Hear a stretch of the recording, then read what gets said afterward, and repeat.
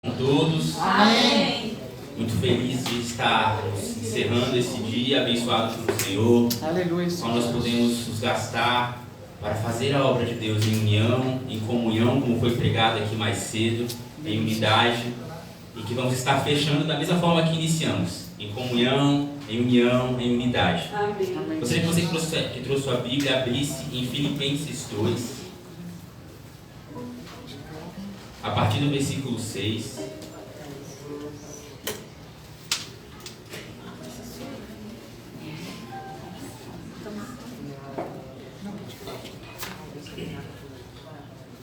Filipenses 2, 6.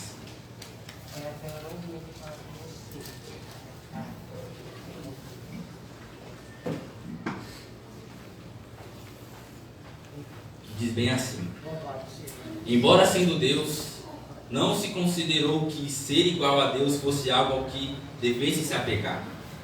Em vez disso, esvaziou a si mesmo, assumiu a posição de escravo e nasceu como ser humano. Quando veio em forma humana, humilhou-se e foi obediente até a morte, e morte de cruz. Por isso Deus o elevou ao lugar de mais alta honra e lhe deu o nome que está acima de todos os nomes, para que ao nome de Jesus todo joelho se dobre, nos céus e na terra e debaixo da terra, e toda língua declare que Jesus Cristo é o Senhor, para a glória de Deus, o Pai. Amém. Esse versículo é para declarar a sublime humildade de Jesus.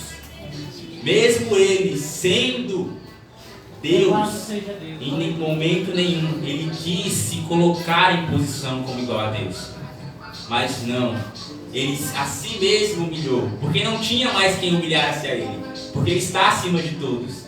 Mas ele, na autoridade que ele tinha, se humilhou, se tornou homem, se tornou servo, foi obediente em tudo, até a morte, e teve uma das piores mortes, a morte de cruz. E por causa disso, por causa de toda essa sequência de humilhação, de servidão, de obediência, de se colocar abaixo de todos, mesmo sendo Deus, Deus Pai o colocou em uma posição no qual o nome de Jesus tem que ser gloriado, no qual todo o joelho tem que se dobrar, no qual toda língua tem que confessar. Nós somos esse exemplo de igreja de Cristo, que nos humilhamos, que nos dobramos perante o Pai, que confessamos o Senhor e que temos o exemplo de humildade que Ele tem, e assim temos que fazer também. Como foi falado mais cedo, quando os discípulos quiseram ser ou saber quem seria o maior de todos, ele falou: aquele que quer ser o maior, sirva a todos. E vindo de Jesus tem um significado muito grande, irmãos, porque ele deu esse exemplo. Ele serviu a todos. E é por isso que o nome de Jesus, o Filho de Deus, o Todo-Poderoso, é exaltado ontem e hoje vai ser eternamente. Que nós possamos nos render a esse nome de amor, a esse nome de servidão, a esse nome de paz, a esse nome de comunhão, que é o nome de Cristo Jesus Todo-Poderoso. Amém. E que nós possamos fechar a nossa noite, fechar esse culto, fechar esse dia, nos entregando ao Senhor, nos rendendo ao Senhor, adorando ao Senhor, entregando tudo que há em nós, porque é isso que Ele merece. Feche seus olhos. Grandioso Pai, nós te exaltamos, nós te adoramos, nós te bendizemos, Pai. Nós estamos aqui simplesmente para declarar que não há ninguém maior do que o Senhor. Nós estamos aqui para declarar que ninguém tem mais poder que o Senhor. Nós estamos aqui para declarar que nenhum nome está sobre o nome do Senhor Jesus. E Pai, nós nos rendemos perante esse nome, nós nos entregamos perante esse nome, nós nos rendemos a Ti, Pai, em amor, em devoção, em obediência, porque nós aprendemos, nós fomos encaminhados e ensinados de que o Senhor é o nosso Deus Todo-Poderoso, aquele que nos amou, aquele que se entregou por nós, e por isso nós devemos a nossa vida a Ti, Pai. E em nome de Jesus, a Ti seja toda a honra, a Ti seja toda a glória, que nós possamos declarar: Jesus, o Filho de Deus, o Cristo ressurreto, o Senhor dos Senhores, é o dono do nosso coração. Jesus, o Filho de Deus, o Rei dos Reis, Ele é aquele que nos liberta, que nos salva, que nos sara, que nos cura. E nós rendemos graça, honra, adoração a esse nome todo-poderoso. Que assim, Pai, nossa vida seja entregue em Tuas mãos e que nossos joelhos sejam dobrados perante o Teu trono eternamente, em nome de Jesus Cristo. Amém, Senhor. Glória a Deus.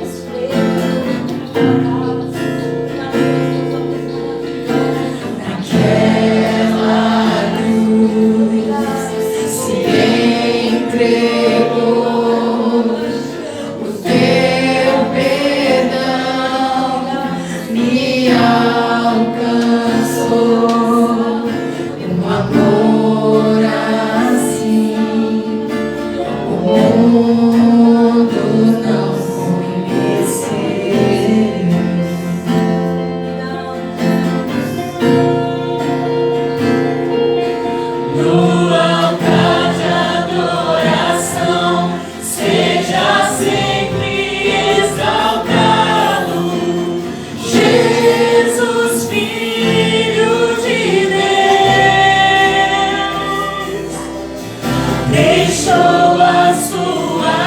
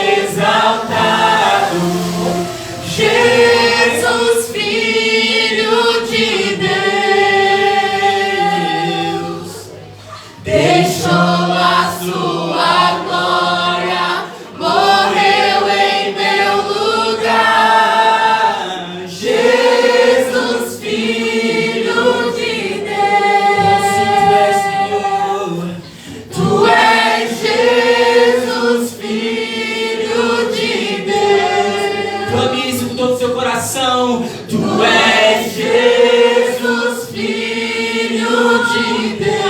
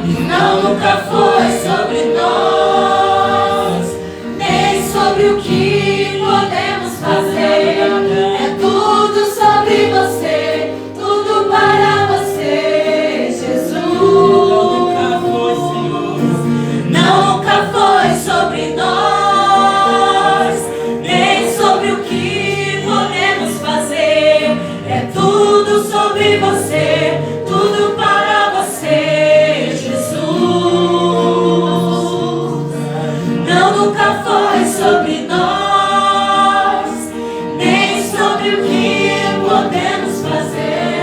É tudo sobre você, tudo para você, Jesus. Aplauda o Senhor, glorifica o Senhor.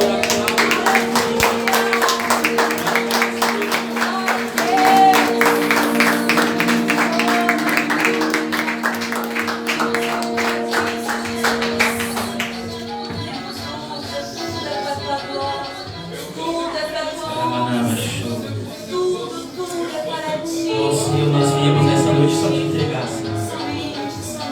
Nós estamos aqui para te entregar o nosso tudo, para te entregar tudo que é do nosso coração, tudo que é da nossa alma, Senhor.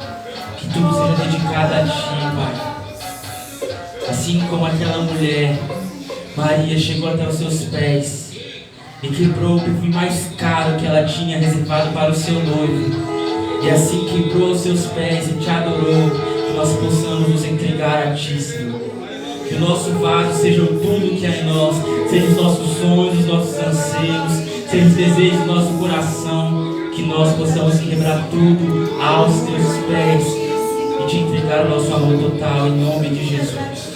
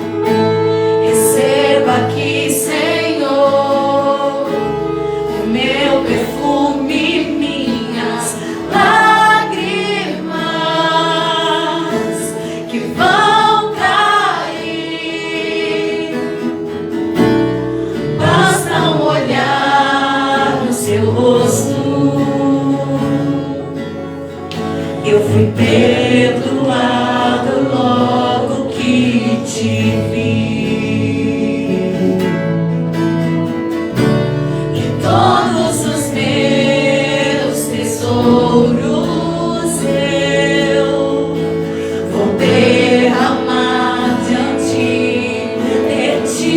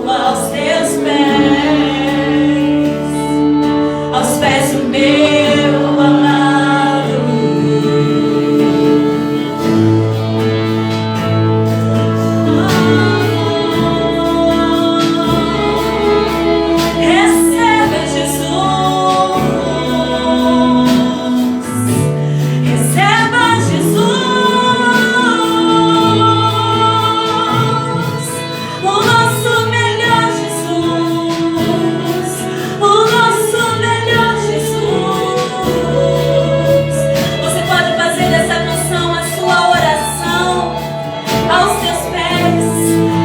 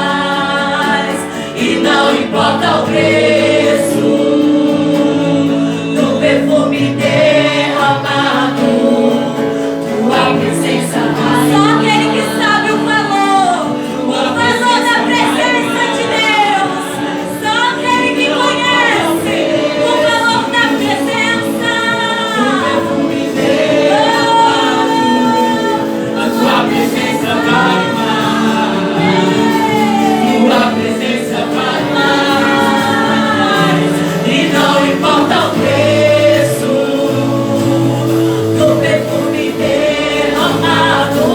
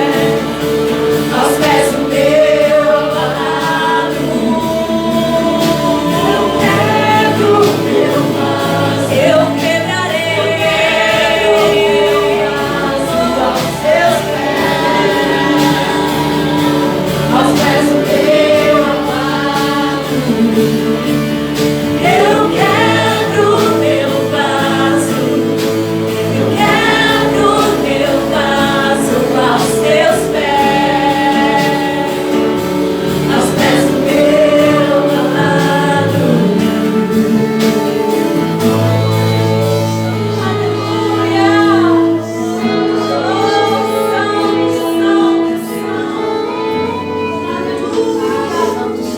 Santo é o teu nome, Jesus.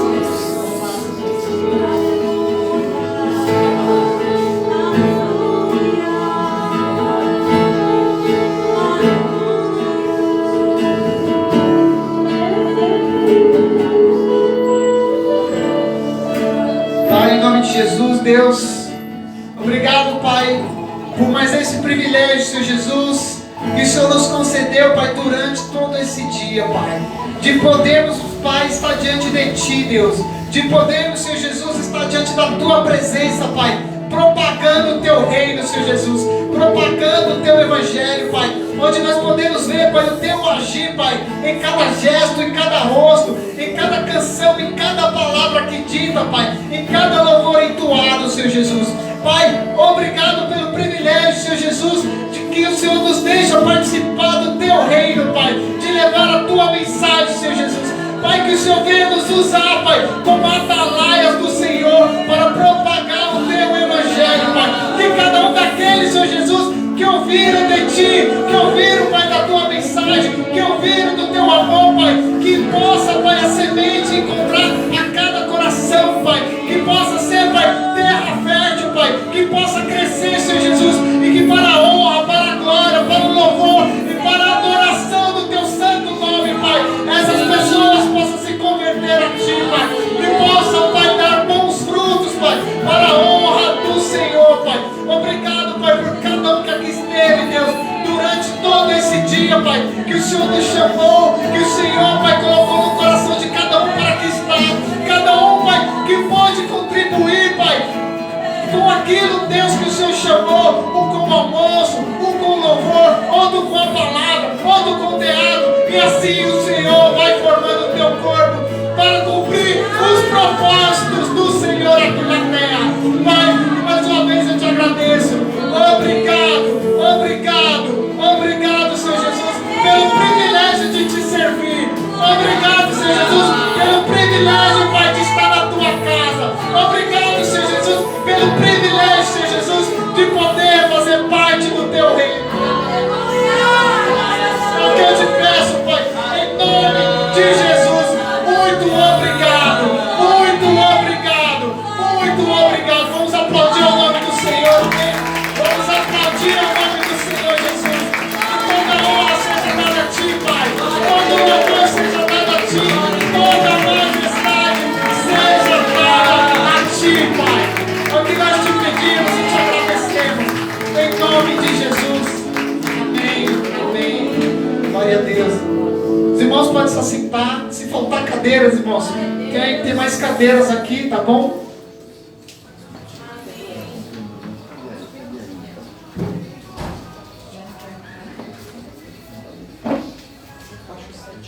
Aleluia! Glória a Jesus! Aleluia. Eu não tenho mais muito o que falar no dia de hoje, por tudo que o Senhor já fez, já ministrou aos nossos corações durante todo esse tempo. Queria convidar aqui o pregador da noite, meu irmão Alan. Glória a Jesus! Hoje vocês vão ver a família inteira, hein? Amém! Eita glória! Deus, aleluia! Para estar ministrando a palavra que eu creio que o Senhor já colocou no coração dele.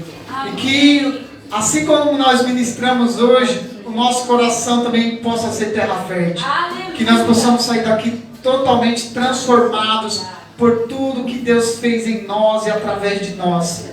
E o que Ele fez através de nós na vida das outras pessoas. Muitas vezes nós não enxergamos, mas algo aconteceu. Algo está acontecendo. E que lá na frente nós podemos colher esses frutos. Amém? Queria aqui orar pela vida do Alan. Pai, em nome de Jesus, uma vez mais oramos a Ti. Pai, queremos, Deus, colocar aqui a vida do Teu filho, a vida do Teu servo, Pai, que vai trazer a Tua mensagem, Pai. E assim como já foi falado, Pai, que encontrem aqui, Pai, corações férteis, Pai, para receber a Tua mensagem. E que nós possamos sair daqui, Pai, transformados pela palavra do Senhor. É o que eu te peço, em nome de Jesus. Amém. Amém. Glória a Jesus.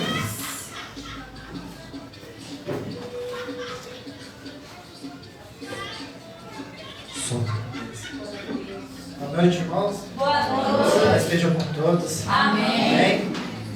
Vários jovens aqui, né? Vários adolescentes, várias crianças. Mas glória a Deus, né? Jesus ele estava ensinando, né?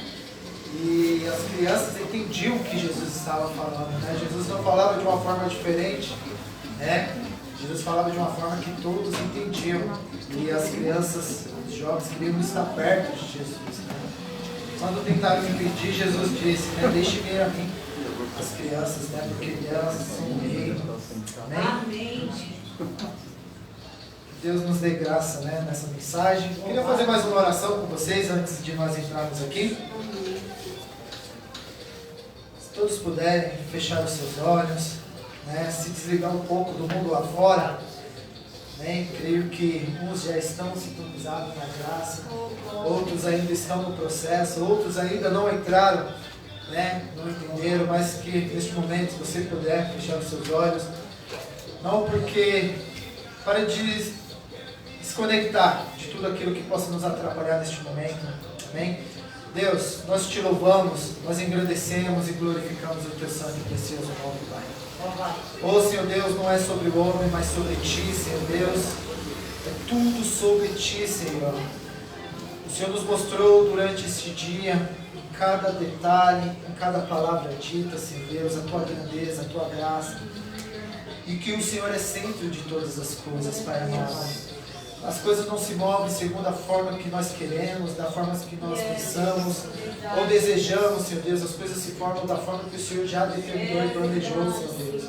Por isso nós te exaltamos, Senhor Deus, e glorificamos, porque o Senhor nos coloca no centro da tua vontade. Pai, nos perdoa, Senhor Jesus, por toda a palavra dita nesse dia de hoje que não te agradou, Senhor Deus. Toda palavra enganosa, Senhor Deus, nos perdoa porque somos falhos. Oh, Senhor Deus, carecemos do teu perdão, da tua misericórdia, Senhor Deus. Nos ensina, Senhor Jesus, a ter um olhar de graça, de amor e compaixão em todas as circunstâncias, Senhor Deus.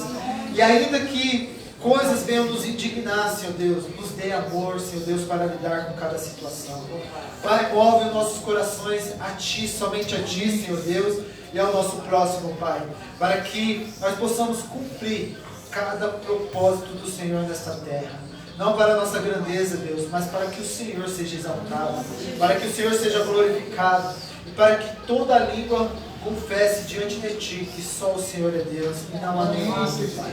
É o que nós oramos, assim como foi pedido a Ti nesta noite, Pai. Nos dê entendimento da Tua palavra, Senhor Deus. Nos dê clareza, Senhor Deus, dos Teus ensinamentos, Senhor Jesus.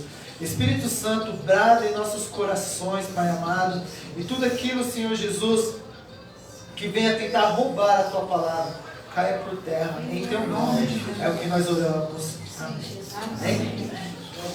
Glória a Deus. Deus é bom em todo o tempo, né?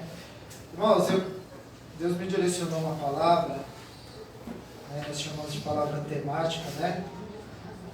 Não é uma exposição do texto, mas temas que eu queria abordar com os irmãos. Eu acho que colocou aí na tela.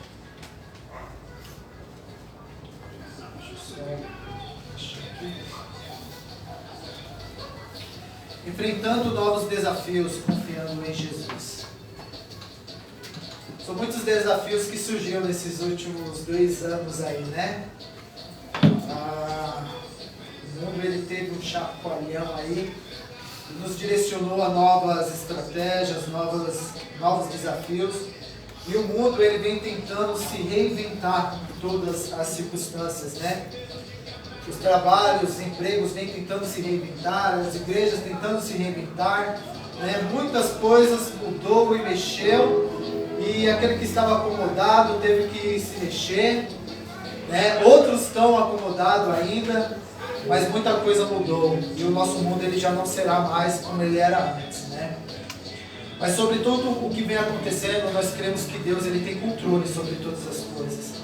A Bíblia fala que nada acontece sem a permissão de Deus. Às vezes a gente vê essa loucura, pode ver tudo isso que está acontecendo. O Brasil ele passa de 500 mil mortes, né? Nós podemos achar, Deus não tem controle, mas Deus ele tem controle de todas as coisas. Nada foge do controle de Deus. Amém? Estávamos conversando hoje pela manhã, né? Alguns pegou o Covid, né? Outros ainda não. Uns estão no leito, né? Outros já passaram e estão aqui. Mas aqueles que estão aqui são melhores do que aqueles que estão hoje lutando pela vida? Não. Né? E aqueles, talvez, como nós estávamos falando, muitos estão hoje lá no leito, né, lutando pela vida, lutando pelo ar, pela respiração. E talvez sejam pessoas melhores do que nós. Mais humildes, talvez contribuam muito mais com a sociedade, mais misericordioso. Mas por que Deus julgou assim? Não sei, tudo isso é graça.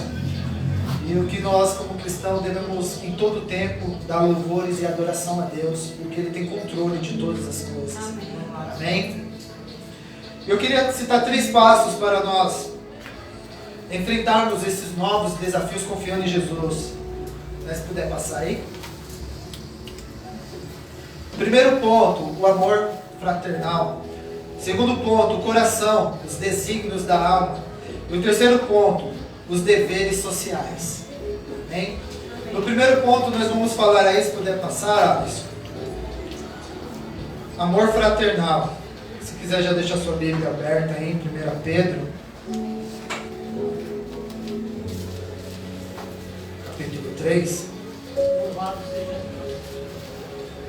Eu gosto muito em minhas mensagens de trazer o significado das palavras, porque eu vejo que hoje nós temos vivido um contexto que o significado das palavras ele tem se perdido.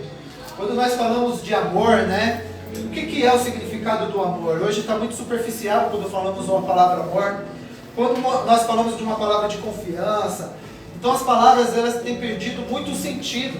Né? As pessoas não vivem mais segundo o significado que essas palavras no real elas significam. Né? Usamos muitas vezes dentro da própria igreja palavras e nós agimos de uma forma banal diante dessas palavras. Né? Então, antes de nós entrarmos no texto, eu queria trazer o significado do que é a palavra fraternal, amor fraternal.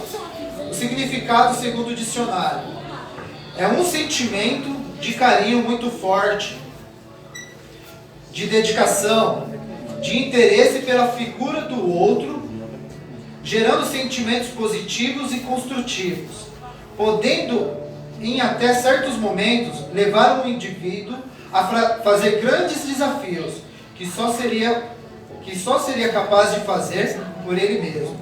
É um sentimento de dedicação absoluta, sem qualquer outro interesse que não seja fazer o bem, sem jamais desejar algo em troca. A gente vê muitas pessoas fazendo coisas pelo outro, né? E às vezes fica indignado porque não recebeu nenhum obrigado, né? Nossa, pessoa ingrata, eu fiz tanto por ela, não falou nenhum obrigado, né? E às vezes a gente fica indignado. Então, o significado de quando nós amamos de uma forma fraternal, nós fazemos sem esperar nada em troca. Nós fazemos porque simplesmente Deus move nosso coração a fazer, porque nós queremos ver o bem do nosso próximo.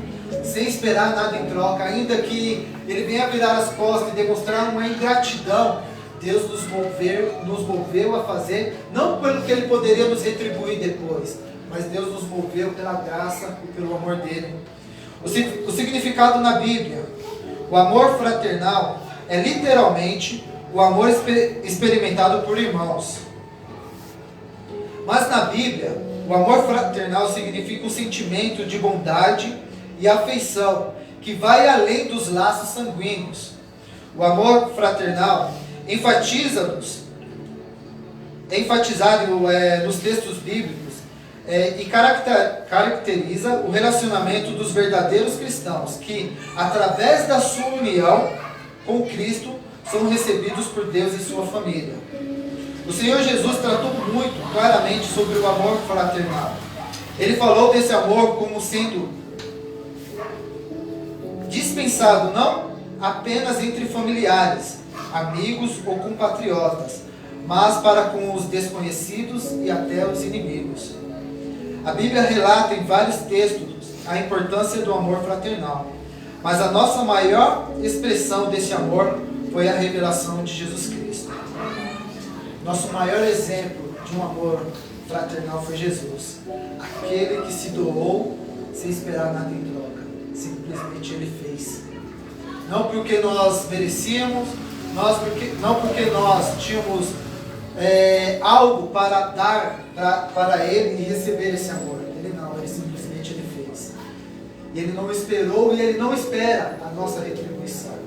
Ele não espera, às vezes a gente ficamos naquela expectativa, o que eu vou fazer agora para retribuir esse amor de Jesus? Não tem o que fazer, né?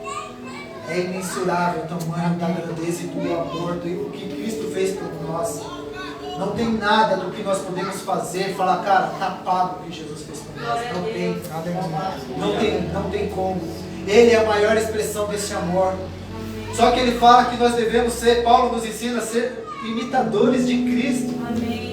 Dar esse amor do qual Ele nos deu sem merecer nada, sem esperar nada em troca. Esse é o caminhar do cristão. Esse é o caminhar. Paulo, ele fala, né? Quando ele está ensinando em suas cartas, ele fala, sejam meus imitadores. Porque assim como eu imito Cristo, olhem a minha vida, que eu tento levar uma vida igual a de Cristo. Sejam meus imitadores. E Paulo, nos seus últimos dias, estava só. Um homem que ganhou praticamente o mundo inteiro. Pregou o Evangelho para o mundo inteiro. No mundo antigo, né? E nos seus últimos dias, Paulo estava só. Todos me abandonaram. Apenas Lucas e Marcos estiveram comigo. Né? Só que Paulo, todo o amor que ele pregou, a grandeza de Deus, ele não esperava nada em troca. Se ele esperasse, ele poderia estar questionando Deus lá, né? Nos seus últimos dias na cadeia, falando, cadê, Senhor? Para aqueles que eu preguei, aqueles que eu falei do teu amor, cadê aquela multidão, cadê aquele povo que eu ia de sinagoga em sinagoga anunciar e falar, cadê aquele povo? Não, Paulo ele tinha certeza do que Cristo ele era capaz de fazer. Ele simplesmente entendeu, a minha missão é fazer e falar, porque quem salva é Cristo, né? Cristo, ele, o que ele fazia? Né? Ele falava para os discípulos, anunciai, prega o Evangelho. Né? E a Bíblia fala que Cristo ia acrescentando, Cristo ia acrescentando, Cristo ia acrescentando. Amém. A nossa missão é anunciar, não importa a quantidade, porque quem acrescenta é Cristo. Amém. Amém. Em Romanos 15:5 ele fala assim, ora, o Deus da paciência e da consolação lhes conceda o mesmo modo de pensar uns para com os outros, segundo Cristo Jesus. Como um cristão pode ser capaz de demonstrar um amor fraternal? Como um cristão ele é capaz? Isso é possível porque o amor fraternal não tem sua fonte primária no próprio crente, mas em Deus, segundo Jesus Cristo. Nós conseguimos demonstrar esse amor fraternal, não porque a fonte de todas essas coisas está em nós, mas porque Cristo ele habita em nós e Ele faz nós ter esse tipo de amor. É só Ele, longe de Cristo nós não conseguimos expressar esse amor. Porque o amor que nós vamos expressar é o amor por nós mesmos, né? Mas em Cristo Ele nos move a ter esse amor. E eu queria ler com vocês, meus irmãos, 1 Pedro, capítulo 3, no versículo 8 até o 18. Vou fazendo algumas pausas, tá bom? Que eu vou ler aqui o significado de cada palavra. Não sei se o título da Bíblia de vocês está aí como a minha está o amor fraternal. Não sei se a Bíblia de vocês está assim. Tem alguma diferente? O título aí? Instruções para todos os irmãos em Cristo. Instruções para todos os irmãos em Cristo. Tem mais alguma diferente? Sofrendo por fazer o bem. Sofrendo por fazer o bem. Amém? Finalmente, tenham todos o mesmo modo de pensar. Sejam compassivos. O que é compassivo? Eu queria ler para vocês. No dicionário ele fala compassivo, que possui ou demonstra compaixão, que compartilha dos sofrimentos alheios, característica de quem se compadece, que se emociona e tem vontade de ajudar alguém numa situação de tragédia, infortúnio, compadecido, discurso compassivo. Então, uma pessoa que demonstra compaixão, que compartilha dos sofrimentos alheios. Ela sente a dor do próximo, uma pessoa compassiva. Ela não consegue estar tranquila enquanto ela vê o mundo sofrendo.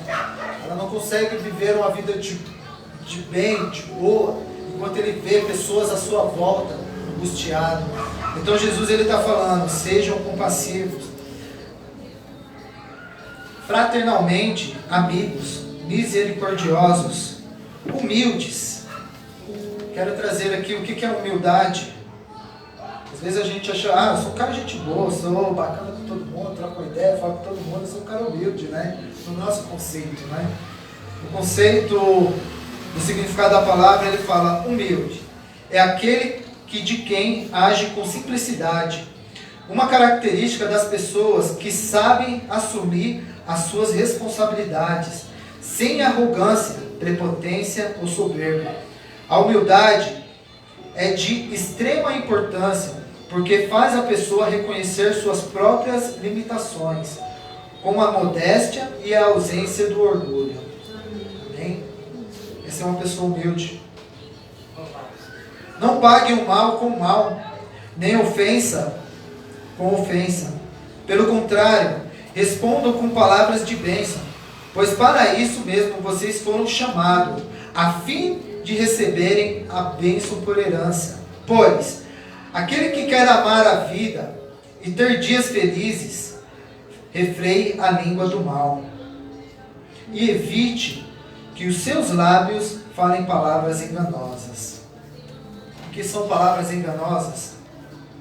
Que contém ou esconde engano, falso, enganador. Isso aqui, irmãos, é um grande desafio nos nossos dias, né?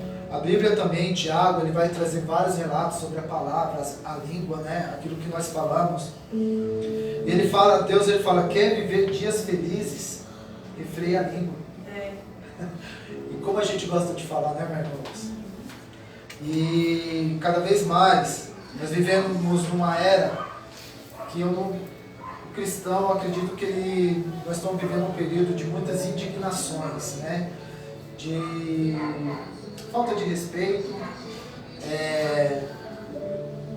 muitas ideologias que têm crescido, a família sendo defraudada, os princípios da família, né? O cristão sendo cada vez mais caluniado, e muitas coisas vai trazendo indignação ao nosso coração, né?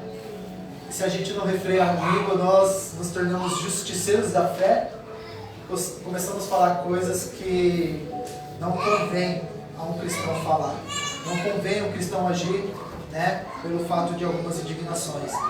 E Deus ele fala, você quer ter dias felizes, refreia a sua língua, aparta-te de ti a palavra enganosa, né?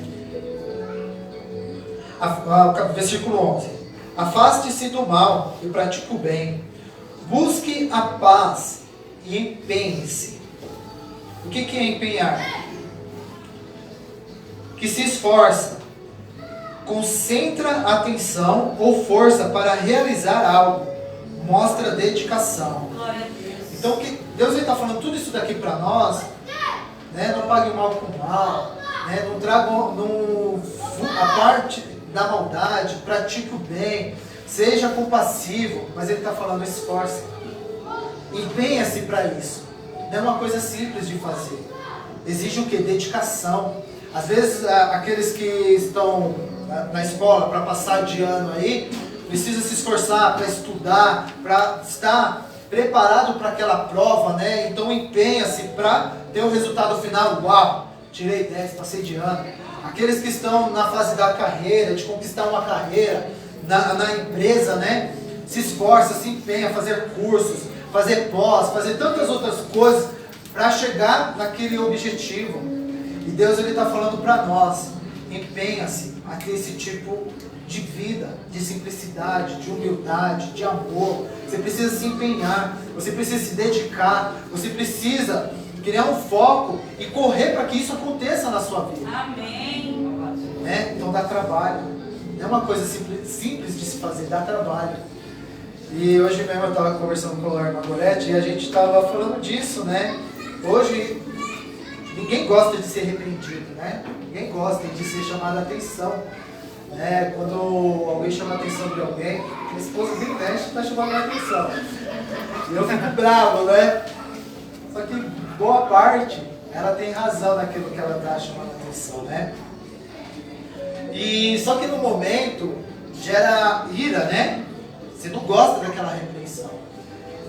Mas depois você vê que é coerente aquilo que está sendo falado, é um cuidado, é um amor, é uma direção. E nós oramos, Deus, muda meu coração, ajuda-me a me empenhar melhor nisso que eu preciso melhorar. Me dê um direcionamento, me dê força. Não consigo controlar minha língua, me ajuda, Jesus, a controlar minha língua. Eu iro facilmente, eu não sou uma pessoa agradável perto das pessoas. Me ajuda, Senhor. Empenhar-se, buscar, direcionar. Eu quero amar mais as pessoas, eu quero me dedicar mais às pessoas, eu quero me dedicar mais à obra missionária. Eu quero ser uma criança, um jovem diferente, fortalecido no Senhor, que não se deixa levar pelo vento do mundo, essas coisas do mundo onde muitos jovens estão aqui agora. Só descer a rua aqui, quando acabar o culto, nós vamos ver a multidão da galera que está ali embaixo. Deus, fortalece meu coração, guarda. Fortalece a minha fé. Nós precisamos nos empenhar para que Deus fortaleça essa fé em nós. Amém? Para que a gente não venha se perder. Então ele fala no 11, né? Afaste-se do mal e pratique o bem. Busque a paz e empenhe-se por alcançá-la. Porque os olhos do Senhor repousam sobre os justos e os seus ouvidos estão abertos às suas súplicas. Mas o rosto do Senhor está contra aqueles que praticam o mal. Amém? A gente acha que Deus está conosco em todas as circunstâncias, né? Deus está com tudo e com todos. Ele está falando que o rosto do Senhor, ele se afasta daqueles que praticam o mal. E o mal só está fora da igreja? Não, muitas das vezes o mal está dentro da igreja. Muitas das vezes nossas ações, a Bíblia fala que nossas ações elas são más. Nosso coração ele pende para a maldade.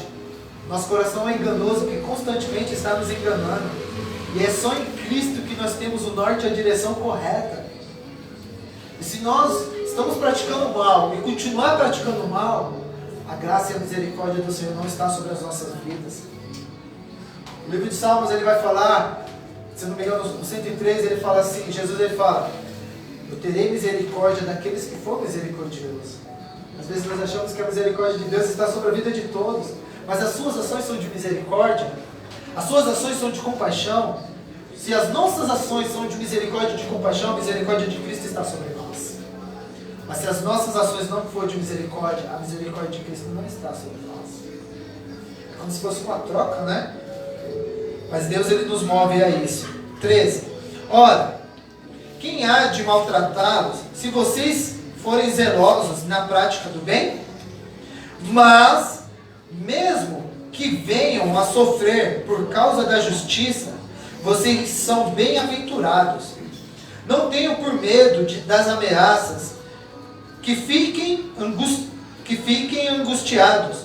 Pelo contrário, santifiquem a Cristo como Senhor no seu coração, estando sempre preparados para responder a todo aquele que pedir razão da esperança que vocês têm. Mas façam isso com mansidão e temor, com boa consciência, de modo que, naquilo em que falam mal de vocês, fiquem envergonhados esses que difamam a boa conduta que vocês têm em Cristo. Porque se for da vontade de Deus, é melhor que vocês sofram por praticarem o bem do que praticando o mal. Pois também Cristo padeceu uma única vez pelos pecados, o justo pelos injustos, para conduzir vocês a Deus, morto sim na carne, mas vivificado no Espírito. Amém? O que ele está falando aqui? Às vezes nós ficamos indignados, eu faço tudo certinho. eu procuro ter uma vida cristã, eu procuro ser honesto, eu procuro honrar as pessoas, eu procuro ajudar as pessoas, no nosso conceito está tudo certinho. E por que as pessoas ainda se levantam contra nós? Por que ainda há levantes sobre as nossas vidas? Por que ainda há calúnias? Por que ainda há essa prática de maldade sobre nós que estamos tentando levar uma vida do conceito correto? Ser um bom cidadão para a sociedade, ser um bom pai de família, uma excelente mãe de família. Por que ainda eu sofro isso? Deus ele fala, permaneça firme, né? Para que as pessoas vendo a sua conduta venham se envergonhar com o tempo. Mas ainda que se levante essas calúnias, é melhor que vocês sofram por Cristo, por praticarem o bem, do que se revoltarem e partir para praticar o mal. Porque aquele que era justo, ele se tornou injusto, para que nós, que era injusto, fosse justificados nele. Aleluia. É isso. Que Deus possa nos fortalecer. Porque no momento certo, Deus irá nos honrar, nos exaltar. Não deixe de praticar o bem pelas calúnias, né? Porque que nem ele fala aqui no versículo 17: porque se for da vontade de Deus, é melhor que vocês sofram por praticarem o bem do que praticando o mal. É da vontade de Deus, é melhor nós sofrermos praticando o bem do que praticar o mal, né? Porque é tremendo o 18 quando ele fala: pois também Cristo padeceu uma única vez pelos pecados, o justo pelos injustos, para conduzir vocês a Deus, morto sim na carne, mas vivificado no Espírito. Amém? Amém. Então, irmãos, nesse primeiro ponto, aqui já vem falando de manhã, né, da unidade da igreja, do corpo, do amor, da entrega, né? Deus pega várias igrejas, vários lugares, várias pessoas e faz um só corpo. Isso é o amor, né? Não é um laço só de famílias, mas um laço de várias pessoas que se tornam um só corpo em Cristo. Efésios capítulo 2, ele vai falar que Deus, ele trouxe uma grande revelação, porque os judeus achavam que a salvação era só para eles. Eles eram o povo escolhido e os gentios era só para povoar a terra e depois ia queimar no inferno, que eles eram só o povo salvo, né?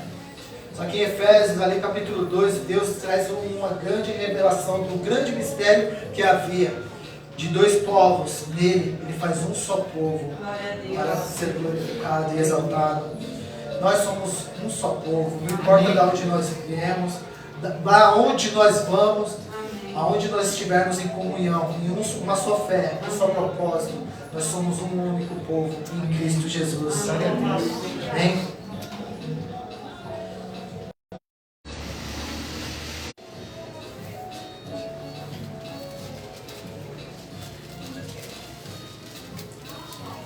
Tiago, um pouquinho antes aí. Capítulo 4, no versículo 1 ao 3, fala assim: esse é o grande cuidado. Nós falamos do amor, né? É muito lindo falar de amor, é muito lindo falar dessa unidade, dessa entrega, dessa comunhão. É muito lindo a gente falar disso, né? Só que no capítulo 4 de Tiago, no 1, ele vai falar assim: de onde procedem as guerras e brigas que há entre vocês? De onde, senão dos prazeres que estão em conflito dentro de vocês? Vocês cobiçam e nada têm, matam e sentem inveja, mas nada podem obter. Vivem a lutar e a fazer guerras, nada têm porque não pedem. Pedem e não recebem, porque pedem mal, para esbanjar em seus prazeres. Amém? O que é prazeres? Prazeres, o mesmo que cortesia, agrados, alegrias, contentamentos, diversões, regozijos, satisfações. Então Tiago ele vem falando, vou ler todos: conflito, oposição de ideias, sentimentos ou interesses, conflito pode ser definido como a discórdia de ideias, valores ou sentimento entre duas pessoas ou mais pessoas. Conflitos não são bons nem ruins. Podem causar crescimento ou destruição, dependendo de como são administrados. Cobiça, desejo desmedido pelo poder, dinheiro, bens, materiais, glórias, etc. A cobiça pode acabar com algumas amizades, vontade intensa de conseguir algo, obstinação. Uau!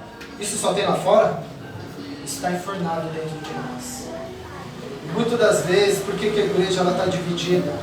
Tiago está falando aqui, ó, de onde vêm as guerras? Às vezes fala, olhando para o contexto de história, de mundo, da onde surgiu as guerras? Por interesse do homem, por querer o poder, por querer tomar, por querer estar no auge. Ele promove guerras, ele promove facções, ele promove divisões. E isso está enfornado dentro de nós. Muitas das vezes os conflitos que nós temos de famílias, dentro da igreja, na amizade, com os colegas, tudo, vem muitas das vezes de discórdias, né? Vem muitas das vezes dos prazeres que está em conflito dentro de nós. Por que muitos jovens hoje entram em conflito com os seus pais? Porque o coração ele inflama de muitos desejos, né? Que os pais, por experiência, querem poldar, quer ponderar, quer orientar, mas o jovem ele quer viver aquele conflito porque ele quer viver aquele prazer porque está bradando dentro dele ali, e há um conflito muito grande. Muitos vão viver essa vida e às vezes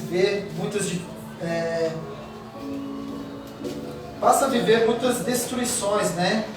E sabe quando começa a vir muitas guerras, quando ele fala aqui assim, ó, que nós somos capazes de matar, vocês cobiçam e nada têm, matam e sentem inveja, mas não podem obter, vivem a lutar e a fazer guerras. Muitas das vezes há guerras dentro de um lar, dentro de uma empresa, dentro de vários outros lugares, pelo fato do desejo de querer ter algo. E quando nós não temos o poder de ter aquilo no momento que nós queremos, na hora que nós queremos, nós damos um jeito, queremos dar um jeito. Hoje esperar em Deus, cara, não celular, um áudio de 30 segundos nós temos paciência de ouvir, já coloca no 2.0 lá, imagina agora esperar em Deus. É loucura nos dias de hoje, para o cristão, para esperar em Deus nos dias de hoje. E por nós não queremos esperar, nós queremos dar o nosso jeito toda hora, toda hora. E aí é onde começam as guerras, as divisões, as destruições. A maioria das guerras e todas as histórias, por poder, um se julgando melhor do que o outro, um se achando melhor do que o outro. Irmãos, hoje nós vivemos muitas ideologias, né? A política ela tem sido muito forte no nosso país nos dias de hoje. Mas nós temos que entender que o que nós anunciamos não é um evangelho segundo o que o Alan acha, não segundo o que você acha. O evangelho, a base dele é Jesus Cristo. A base desse cristianismo é Jesus Cristo. E ele está acima de qualquer ideologia. Ele está acima de qualquer preceitos de justiça que eu ou você acha. Porque diante de Deus, aquilo que nós achamos que é justo para Ele é um trapo de imundícia. Por que Deus ele tirou de nós o poder de justiça? Porque Ele fala, a vingança é minha. Deus ele nos tirou o poder de vingar. Às vezes a gente se acha injustiçado e queremos nos vingar daquilo. Jesus falou, deixa comigo porque a vingança é minha. Porque Deus ele não vê da forma que nós enxergamos. Deus ele vê de uma forma totalmente diferente. Imagine se Deus te desse o poder de vingança. No momento da injúria, o que você seria capaz de fazer, meu irmão? Fiquei com medo dessa risada. Quantas pessoas nós já teríamos derrubado aí? Né? Por isso que Deus falou, quando você se sentir injustiçado, deixa, porque a justiça é minha, a vingança é minha. Porque o conceito de justiça de Deus é totalmente diferente do nosso. Porque diante do outro, eu sempre vou me colocar mais justo do que o outro. Aquele irmão mente.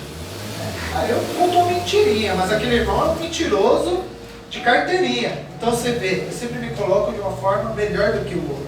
Mas eu faço isso, aquele lá não faz nada. Então sempre no nosso conceito de justiça, nós sempre somos melhores do que os outros. As nossas ações sempre é melhor do que a da outra. A nossa opinião é a melhor, o nosso jeito de liderar é melhor, o nosso conceito de ideologia é melhor do que as outras, o nosso conceito de governo é melhor do que o dos outros. Nós sempre nos colocamos melhor. Cara, a base do cristão é o cristianismo, é o que Jesus falou, é o que Jesus disse, é o que Jesus direcionou.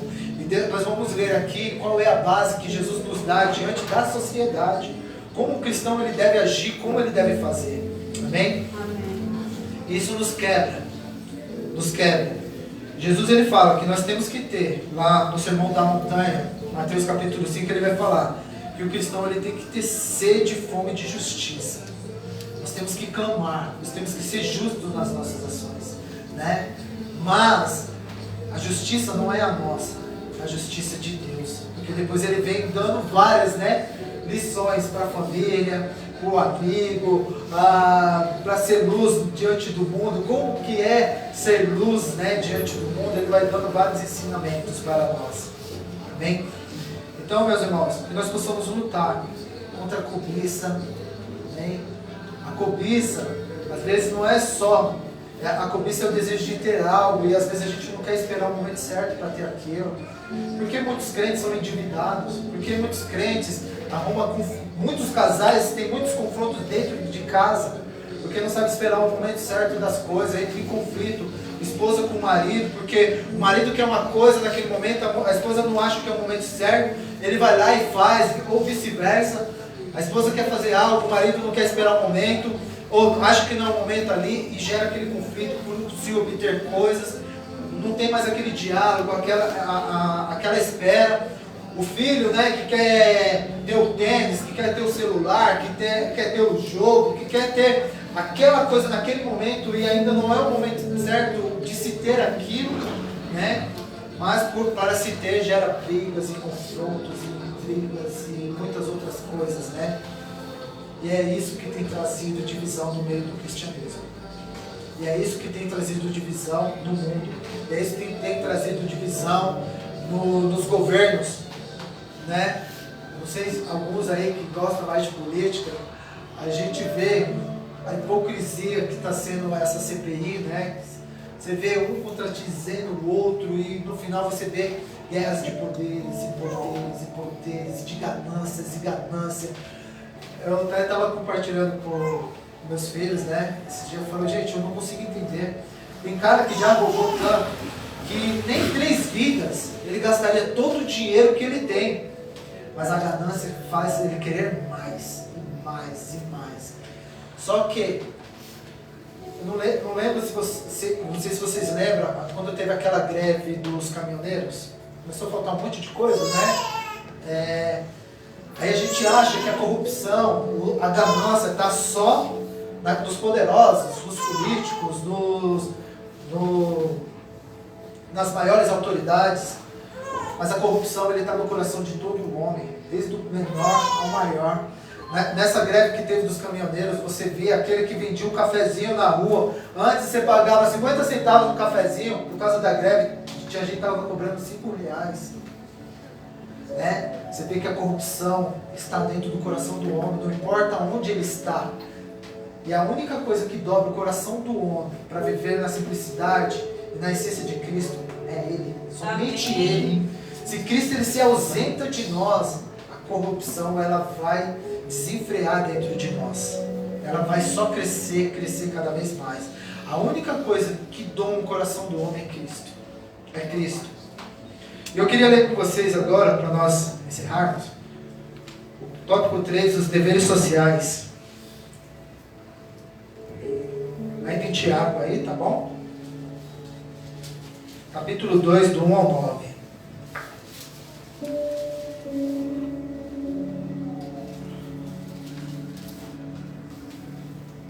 Irmãos, no meio cristão não deve haver parcialidade. No meio cristão não deve haver parcialidade. Muitos cristãos têm tomado muitos partidos. Daquilo que ele acha que é certo, justo, daquele que ele acha que deve ser salvo e daquele que não deve ser salvo, né? Paulo, quando Cristo converteu Paulo a ele, Paulo ele teve uma caminhada sozinho, solitário, porque Paulo ele era um judeu que perseguia os cristãos, né? Na sua perseguição de matar os cristãos, de prender os cristãos, Paulo ali ele tem um encontro com Cristo e ele se converte. Só que nessa conversão de Paulo já tinha feito muitas coisas. Paulo, quando se falava que Saulo, né, ele estava indo para determinada cidade perseguir o cristão, a igreja ela ficava apavorada. E nesse caminho, Saulo se converte, né, ao cristianismo. Deus muda o nome dele de Saulo para Paulo. Só que a igreja, você acha que a igreja recebeu Paulo de braços abertos? Um processo assim, converteu rapidamente? Não. Paulo ele passou um processo muito solitário, porque para os judeus ele foi um traíra, né? Porque agora ele adotou o cristianismo na vida dele. E para a igreja não confiava verdadeiramente. Será que esse cara se converteu mesmo? Onde esse cara estava matando e perseguindo e batendo à torta à direita, e agora não vai receber ele de braços abertos? Nem a igreja aceitou a conversão de Paulo naquele momento. Cristo, né, separa ele durante 2 anos ali para ser preparado. Em Atos, lá capítulo 2, vai falar que Barnabé vai buscar Paulo, né, para a sua primeira viagem missionária ali, para que Paulo auxilie ele nessa missão, né? Então você vê, precisou de alguém que confiou na conversão e viu ali os frutos, né, que Paulo começou a demonstrar. Ele falou: Paulo, vem aqui nessa missão, que nós temos uma missão muito grande ali. Irmãos, tem pessoas que nós olhamos nos dias de hoje, que se converter, a gente não acredita na conversão. A gente não quer aceitar. A própria igreja ela vai julgar esse processo de conversão dessa pessoa. É fácil a gente, aqui na comunidade, é muito fácil a gente falar daquele que é drogado. Nós estamos mais sensíveis ao morador de rua. Nós estamos mais acessíveis às comunidades. Mas tem certas pessoas grandes e poderosas que seria difícil nós aceitar a conversão delas. Seria muito difícil, né? E o pastor Heleno vira e mexe, ele fazia uma pergunta para nós, né? Se vocês chegassem lá no céu e se vocês deparassem com o Hitler, o que vocês fariam? Fica todo mundo assim, né? Não, mas esse cara não foi salvo não, né? Não tem como, né? A gente teria dificuldade de aceitar a conversão de Hitler, porque a gente sabe as atrocidades que esse cara fez, né? E, né, não sei, né? Mas nos dias de hoje, no nosso contexto vivendo, tem muitos que, se nós tivéssemos a oportunidade, nós condenaríamos e nós não aceitaríamos essa conversão. Talvez nós seríamos os primeiros a virar as costas e rejeitar a conversão. Por isso que a conversão ela não depende de nós, ela depende de Cristo, porque é Cristo que fortalece e testifica no coração deste homem a conversão dele.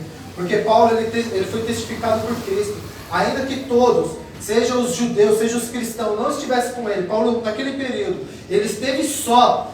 Deus bradou no coração e ele tinha certeza e a convicção que Deus era na terra. Por isso que não depende de nós. Não depende de nós.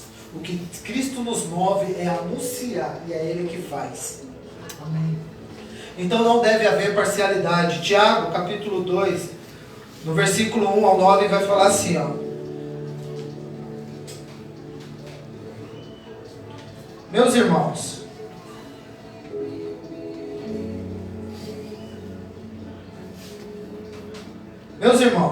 vocês não podem ter fé em nosso Senhor Jesus Cristo. Ele está falando para a igreja, tá?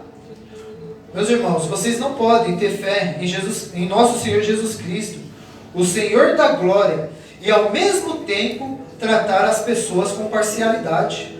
O que é parcialidade? Parcialidade. qualidade de quem toma partido ao julgar a favor, ou contradizer. Nem eu estou entendendo o que escrever aqui, gente. Vamos lá. Qualidade de quem toma partido ao julgar a favor ou contra, tendo em conta sua preferência, sem se importar com a justiça ou com a verdade. Preferência injusta, partido, bando, facção. Isso que é uma imparcialidade, tá? Então vamos lá. Meus irmãos, vocês não podem ter fé em nosso Senhor Jesus Cristo, o Senhor da glória, e ao mesmo tempo tratar as pessoas com parcialidade. Porque se entrar na sinagoga de vocês um homem com anéis de ouro nos dedos, vestindo roupa luxuosa, e entrar também um pobre muito miserável, muito mal vestido, e vocês derem um tratamento especial ao que está vestido com a roupa luxuosa, dizendo: você sente-se aqui no lugar de honra, e disserem ao pobre: você fique em pé, ou sente-se ali, abaixo do estrado dos meus pés. Será que vocês não estarão fazendo distinção entre vocês mesmos e julgando as pessoas com critérios errados? Escutem, meus amados irmãos. Por acaso Deus não escolheu os que para o mundo são pobres para serem ricos em fé e herdeiros do reino, que Ele prometeu aos que o amam? No entanto, vocês desprezam os pobres por acaso não são os ricos que oprimem vocês, e não são eles que os arrastam para os tribunais? Não são eles os que blasfemam o bom nome que foi invocado sobre vocês? Se vocês de fato observam a lei do reino, conforme está na Escritura, ame o seu próximo como a si mesmo e faz o bem. Se, no entanto, vocês tratam as pessoas com parcialidade, cometem pecado, sendo condenados pela lei como transgressores. O que é transgressor? A ação humana de atravessar, exceder, ultrapassar noções que pressupõem a existência de uma norma que estabelece e demarca limites. Então o que Deus... Aqui o que estava acontecendo nas sinagogas? Quando chegava um homem bem vestido ali, com anéis de ouro e tal, a igreja pegava e falava: senta aqui, nos lugares de honra, naqueles prazeres. Só que quando entrava um mal vestido, um pobre, ele falava: fica lá atrás, senta lá no chão, abaixo dos meus pés, né? E Tiago, ele vem ensinando aqui, falando: mas não são esses ricos que constantemente eles estão se levantando contra vocês, que estão levando vocês aos tribunais? Não são esses ricos que toda hora estão pisando em vocês, e quando chega aqui você está dando toda essa honra e você está maltratando aquele ali? Aí Cristo fala, né?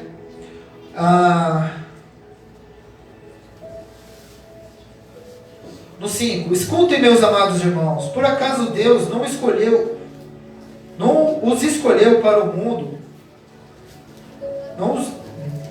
Deus não escolheu os que para o mundo são pobres, para serem ricos em fé e herdeiros do reino? Lembra que, né, Deus, ele escolhe, né, aqueles que geralmente diante da sociedade não é nada. É só o pobre que não é nada diante da sociedade? A gente não fala de muitos ricos, isso aí não vale nada, né? Isso aí é um pilantra, isso, aquilo, outro. Deus, ele não está falando no nosso contexto de riqueza e de pobreza. Deus, ele está falando do coração e da intenção do coração do homem. E ele pega aquilo que diante da sociedade vai ser um escândalo, porque ele já fala: eu vou transformar isso para a glória. E é interessante quando ele encerra aqui: ame o próximo como a si mesmo e faz o bem. Se, no entanto, vocês tratam as pessoas com parcialidade, cometem pecado, sendo condenados pela lei como transgressores. Irmãos, isso é muito sério, porque constantemente nós estamos tratando as pessoas com parcialidade. Constantemente, isso, né, às vezes não porque quer fazer, mas às vezes acaba acontecendo, né? Não por uma intenção ali, porque às vezes a gente está tão na correria, tão na sintonia do mundo, que a gente começa a tratar isso, né?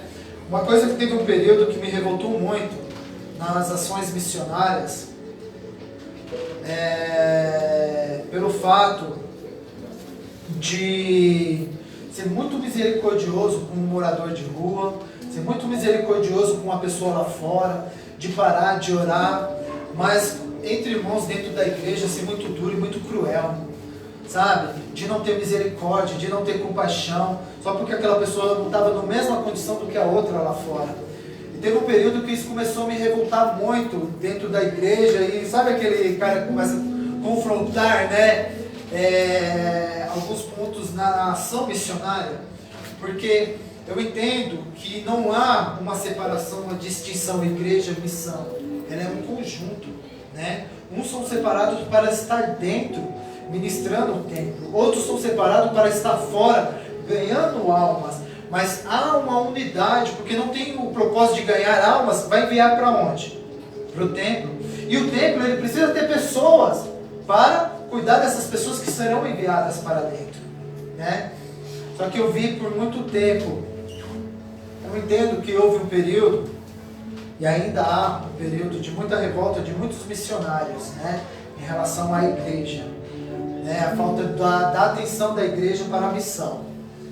Só que muitos começaram a se tornar justiceiros da fé, né? O meu conceito de igreja é assim, meu conceito de igreja é assado, passando acima daquilo que a palavra mesmo ensina, né? E isso me irritou um pouco. E algumas pessoas eu confrontei, falei, cara, você consegue ser muito misericordioso, sabe, com um morador de rua ali, você consegue sentar, trocar uma ideia, ouvir a história. Só que tem pessoas dentro da igreja que você não dá abertura para a pessoa se chegar perto de você. Você condena a igreja, você chama a igreja de hipócrita, você chama a igreja de, isso é um covil de cobra, isso, aquilo, outro, mas você nunca parou para conversar, para ouvir a história das pessoas dentro da igreja, né? Tratando com parcialidade. Isso não faz parte do cristianismo, isso não faz parte. Aqui tem pessoas que têm história, talvez no nosso conceito, por olhar uma pessoa bem vestida, uma roupa, mas talvez tem muitos aqui que aparentemente está bem vestido, mas de coração é um miserável, muito mais do que um morador de rua. Por isso que Cristo ele não vê como o homem vê, ele vê, né, a essência e o coração do homem. Amém? Você voltando um pouquinho aí em Hebreus, o último para nós encerrar, capítulo 13.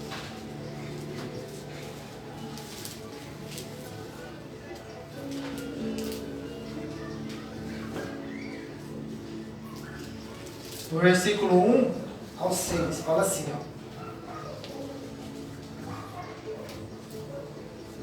Capítulo 13, Hebreus, versículo 1 ao 6. Sejam constante o amor fraternal. É só algumas vezes? É só algumas ações? Né? O dia de ação, de comunhão ali, é amigável, isso, aquilo, outro, não. Ele fala que nós devemos ser constantes. Sejam constantes o amor fraternal. Não se esqueçam da hospitalidade, pois alguns, praticando-a, sem o saber, acolheram anjos. Né? Aqui está falando de Ló. Né? Quando Ló, Deus ia destruir Sodoma e Gomorra, né? Deus enviou anjos para tirar Ló e sua família lá de dentro. E Ló recebeu esses anjos na sua casa, mas ele não sabia que eram anjos. Mas ele foi o quê? Hospitaleiro. Ele recebeu essas pessoas na sua casa. Ele abriu a porta da sua casa e recebeu aquelas pessoas. Você é hospitaleiro? Você gosta da sua casa cheia de pessoas? Amém?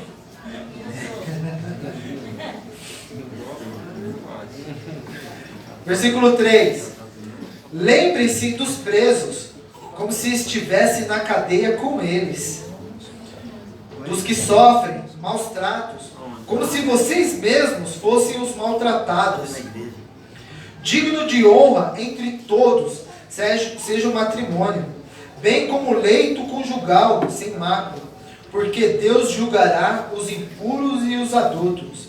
Que a vida de vocês seja isenta de avareza. Contentem-se com as coisas que vocês têm, porque Deus disse: de maneira alguma deixarei você, nunca jamais o abandonarei. Assim afirmemos confiantemente: o Senhor é o meu auxílio, não temerei. O que é que alguém pode me fazer? Então, ele está chamando nós. Tem aquele versículo que fala, não sei se é Mateus, que chorar com os que choram e se alegrar com os que se alegram, né? E você vê que o alinhamento da palavra, né? O autor de Hebreus, ele está falando aqui: sejam hospitaleiros. Lembre daqueles que estão presos, né? Lembre-se daqueles que estão presos, como se você estivesse preso com eles. Lembre daqueles que estão sendo maltratados, como se você estivesse sendo maltratado também.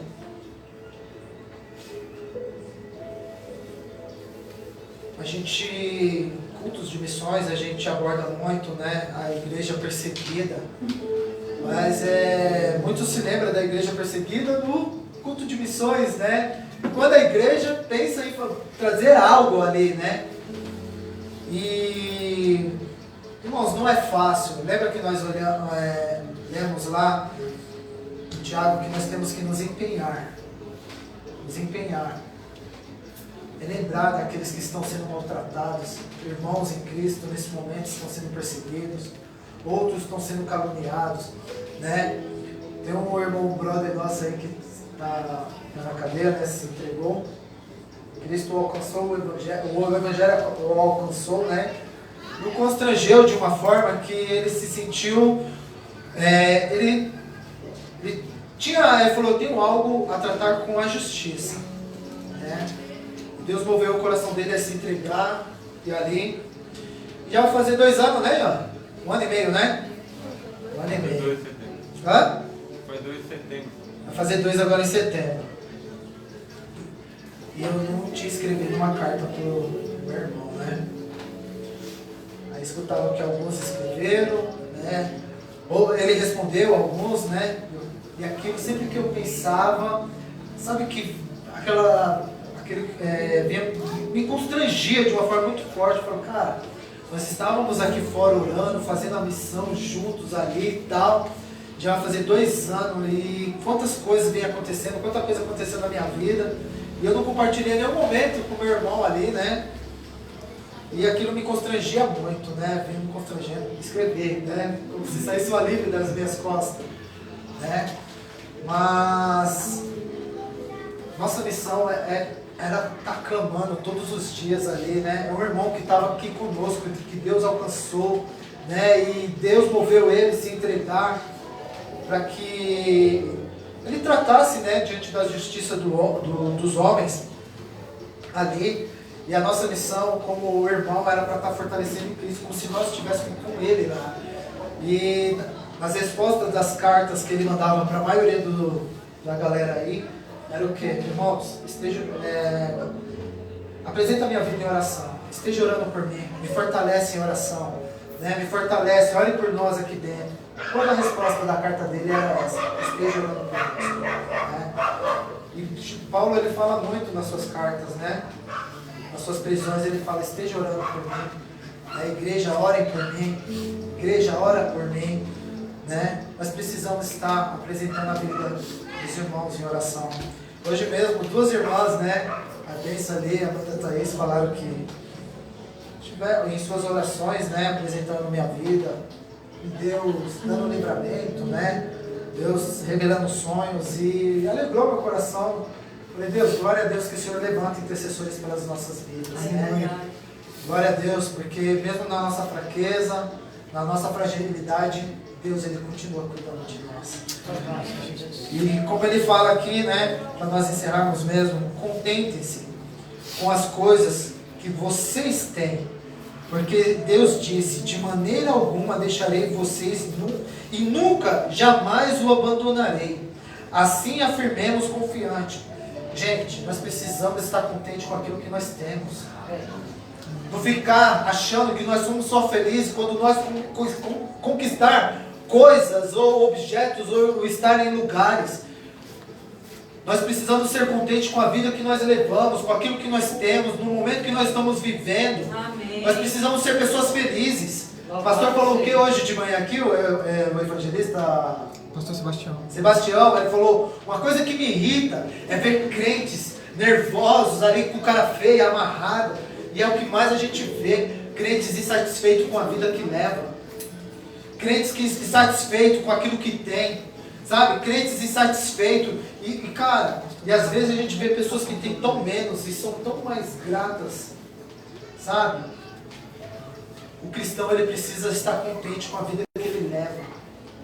E se Deus julgar, nos dar coisas, e se Deus julgar que nós venhamos alcançar e estar em lugares, cara, isso é graça, é presente de Deus na nossa vida. Amém. Ele não nos prometeu essas coisas. Então se vier, são presentes, são agrados do Pai para conosco. Amém. Amém? Então nós precisamos estar contentes e confiantes, porque o Senhor é o meu auxílio e não temerei. E o que é que alguém pode nos fazer se Deus é conosco? Aleluia. Glória a Deus. O que é que alguém pode nos fazer? O que é? Se Deus estiver conosco, nada. Nada. Queria que vocês se colocassem de pé para nós orar. Desculpa por orar, meus irmãos. Queria que você fechasse seus olhos.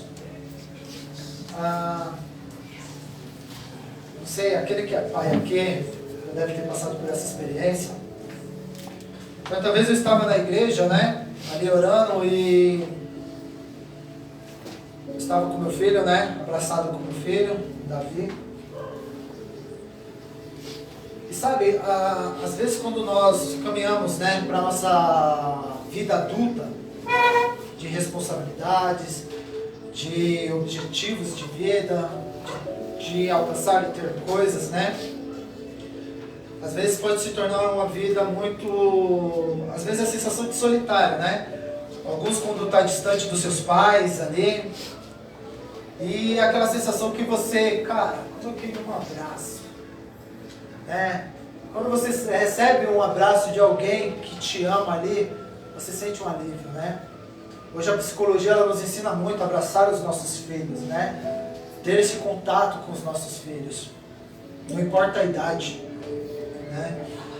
E então a gente tem aqueles momentos que nós estamos abraçando tantos e ministrando tantos e falando do amor de Deus para tantos, mas é aquela sensação, né? Oh Deus, como eu queria teu abraço, teu cuidado, né? E eu estava ali abraçado com Davi, né? E Deus falando, tá vendo? Às vezes nós precisamos, tá vendo o seu filho, ele se entregou nos seus braços e você abraçou e acolheu ele. E a sensação que ele tem é da sua proteção. Deus ministrou no meu coração. Vem até mim. E Tiago fala, né? Chegai-vos a Deus e Ele chegará a vós. Né? Deus falava, chegue a mim. E eu vou te abraçar. E você é meu filho que eu cuido de ti. Igreja, no momento da sua angústia, da sua dor, seja do menor ao maior, daquilo que nós achamos que o mundo é injusto, da vida que talvez nós levamos, nós falamos, é muito injusto tudo isso que eu estou passando. Por que as coisas têm que ser assim? Por que está acontecendo? Por que tem que ser dessa forma? Eu sei que nós começamos um propósito, eu não sei por que Deus está me levando a isso, mas o que eu quero dizer, há um Pai que te ama. Cara, você faz missões, você faz a obra, Você ama pessoas porque Deus tem te movido o seu coração a amar pessoas, a cuidar de pessoas. E não vai parar, vai continuar. Há muitos missionários mirins aqui que estão chegando, estão se engajando na obra. Glória a Deus. Mas esse é um momento de nós sentirmos o abraço do Pai, do cuidado do Pai. De sentir que Ele nos ama, Ele está perto. E se Deus está conosco, que mal a humanidade, demônios ou qualquer outras coisas possam nos fazer.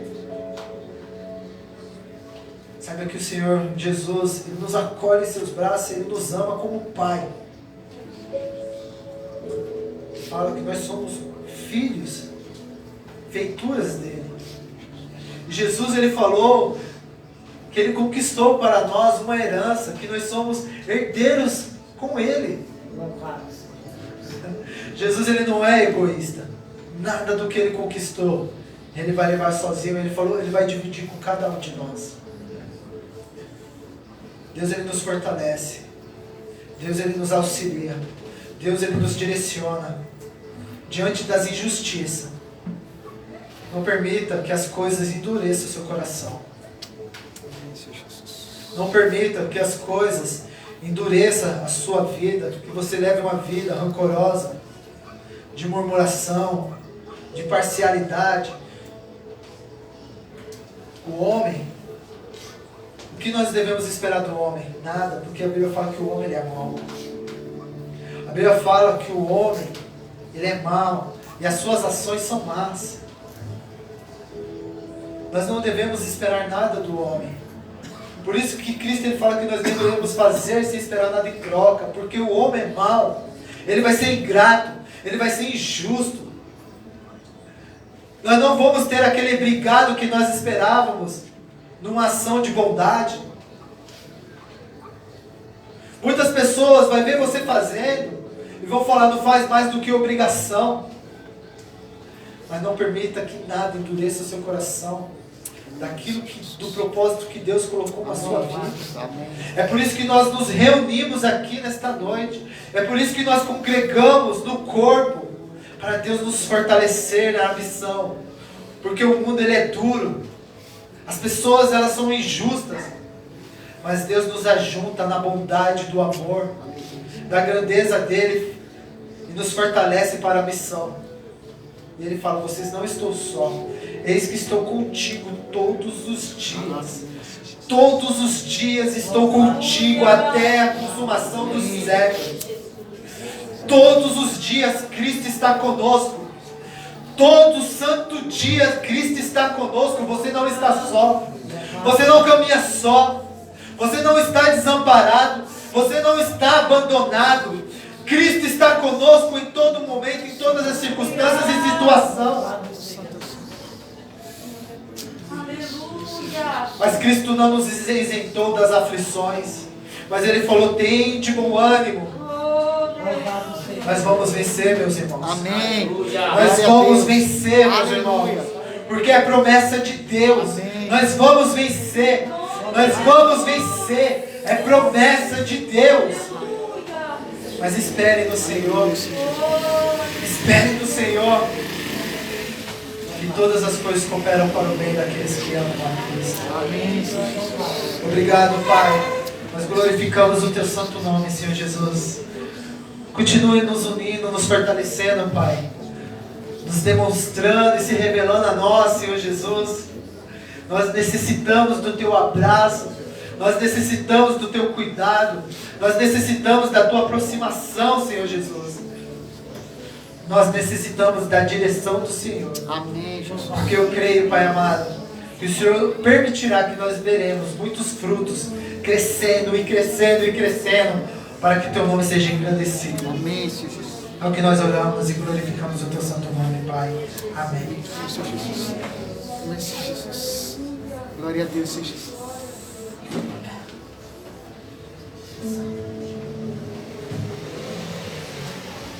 Irmãos, louvado seja Deus pela vida do pastoral, que foi essa muito poderosa, né?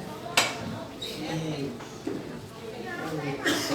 o sermão dele é aquele que nós, no limite que nós estávamos precisando. anos. Amém. E esse sermão dos agradecimentos não vai nem 40 minutos. Isso é obrigado a ser mais curto, né? Sei que os irmãos estão cansados, a gente está fisicamente um pouco cansado. Alguns não, né? Porque eu vejo que tem gente aqui que não está cansado fisicamente. Mas alguns estão, né? Mas, irmãos, ó, esse sermão eu quero só aqui, ele não vai nem 40 minutos aqui. Tá? É só. Eu quero deixar esse versículo aqui, ó, Mateus 24, o sermão profético de Jesus. Isso, sermão da montanha, né? E esse versículo 23, aliás, o 13 e o 14 diz assim: mas aquele que perseverar até o fim será salvo. E este evangelho do reino será pregado em todo o mundo, em testemunho a todas as nações, então virá o fim. Vejamos bem rapidamente, quero falar de uma doutrina fundamental da Bíblia, que essa doutrina fundamental da Bíblia, ela foi antes da doutrina do pecado. Por quê? Quero falar rapidamente da doutrina da pregação da palavra. Essa doutrina a gente sabe que começou lá no Jardim do Éden, quando o próprio Deus pregou para Adão. E aí, nós vamos vendo essa trajetória de Abraão, de Moisés, dos profetas, de João Batista, de Jesus, dos apóstolos e agora da igreja, pregando o Evangelho. O que eu quero falar, irmãos? Rapidamente aqui, tá? Se esse versículo aqui, o 14, estiver direcionado, for uma palavra escatológica, nós vamos fazer o quê? Nós vamos aplicar ele na pregação do período do reino milenial de Cristo. Engraçado, né? O reino milenial de Cristo também, alguém precisa pregar, alguém que seja nós. Alguém diz que nós seremos os anjos, né? Estaremos pregando, trazendo da Nova Jerusalém, que a gente não sabe se é aqui na terra mesmo, mas é embaixo, né? Isso vai descer. Então, vejamos bem. Vamos enxergar esse versículo nos tempos atuais e também no reino milenial de Cristo. Por quê? Durante os 1000 anos, e ainda haverá, mesmo o autor do pecado todo amarrado, né? Por 1000 anos, será preso. Mesmo assim, aquelas nações do novo milênio ainda vão precisar de pregação. O que é a pregação, irmãos? Então, vejamos bem. Nós estamos fazendo aqui uma coisa, eu estava até conversando com o evangelista Alisson, né? Tem mais um Mário aí, vai vindo aí. Estava falando para ele, como trabalho com isso aqui, gente? Ele é muito caro. Não é por isso aqui, a gente sabe que isso aqui foi, sabe, suficiente. Eu digo é caro assim, porque o investimento é alto. Eu olho para esse casal de jovens aqui, ó. Vocês poderiam estar, como diz lá, né, aproveitando a vida do jeito que vocês, né, que os outros demais jovens, né, aproveitar. Na visão, né, dos jovens aí, sem Cristo, acham que o que é aproveitar a vida? Aqui o povo todo jovem, né, a gente estão aqui.